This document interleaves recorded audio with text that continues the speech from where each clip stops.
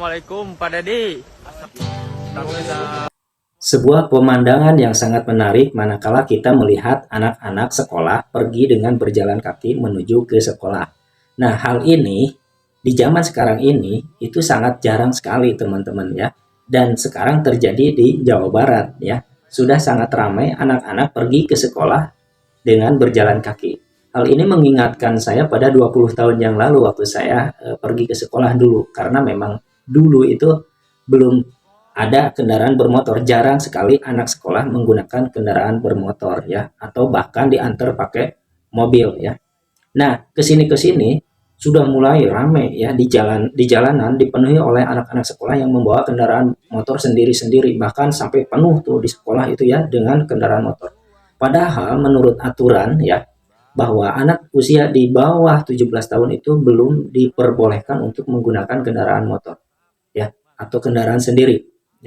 Nah, program Kang Dedi ini sangat luar biasa ya teman-teman. Jadi selain mengajak anak-anak untuk terbiasa berjalan kaki, pola hidup sehatnya digunakan, dipakai, juga menegakkan aturan di jalanan bahwa memang anak-anak yang belum memenuhi syarat itu memang tidak boleh ya menggunakan kendaraan motor. Dan hanya di Indonesia yang selama ini saya temui ya, bahwa banyak sekali anak-anak sekolah itu membawa kendaraan sendiri ke sekolah. Padahal menurut aturan kan tidak boleh. Sehingga itu mengakibatkan banyak terjadi pelanggaran-pelanggaran di jalanan. Banyak terjadi kecelakaan-kecelakaan yang terjadi di jalanan. Nah, dengan berjalan kaki ini banyak sekali nih kebaikannya, hikmahnya ya. Yang pertama, anak terbiasa untuk berjalan kaki. Yang kedua, membiasakan komunikasi satu sama lain ya. Jadi lebih mengakrabkan dengan temannya gitu ya. Yang ketiga, hidupnya menjadi lebih sehat gitu kan. Kalau misalnya yang tadinya biasanya bawa motor sendiri ke sekolah, dengan berjalan kaki, maka ini akan meningkatkan pola hidup sehat mereka.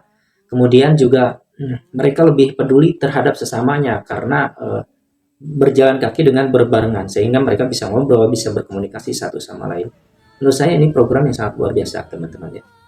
Karena yang saya temui di luar negeri itu ya, di beberapa negara yang saya temui itu tidak ada yang namanya anak sekolah membawa kendaraan sendiri ke sekolah gitu. Apalagi usia-usia SMP, SD, SMA itu hampir tidak ada ya. Mereka lebih terbiasa menggunakan kendaraan umum ya, dengan berjalan kaki dari rumahnya masing-masing, sehingga nanti menggunakan kendaraan umum untuk menuju ke sekolah.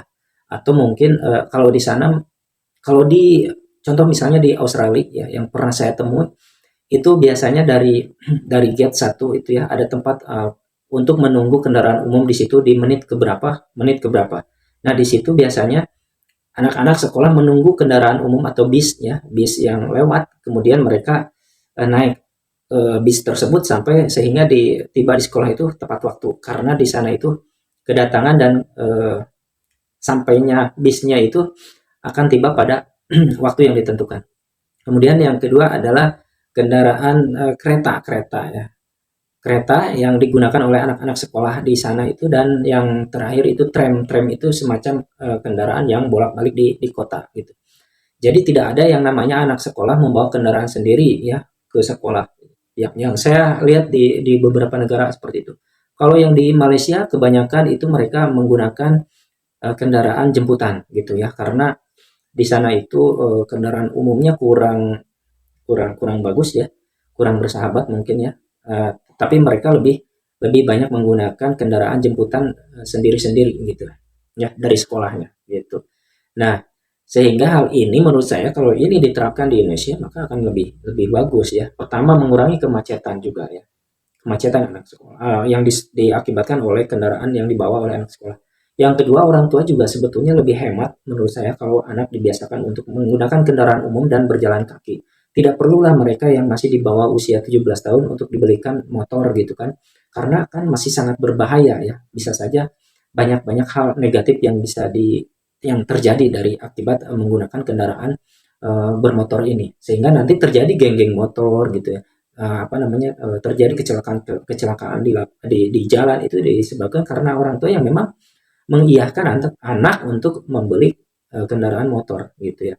Diawali dari sekarang, kemudian 5 tahun ke depan itu akan terjadi sebuah perubahan besar menurut saya gitu ya di dunia pendidikan khususnya. Tidak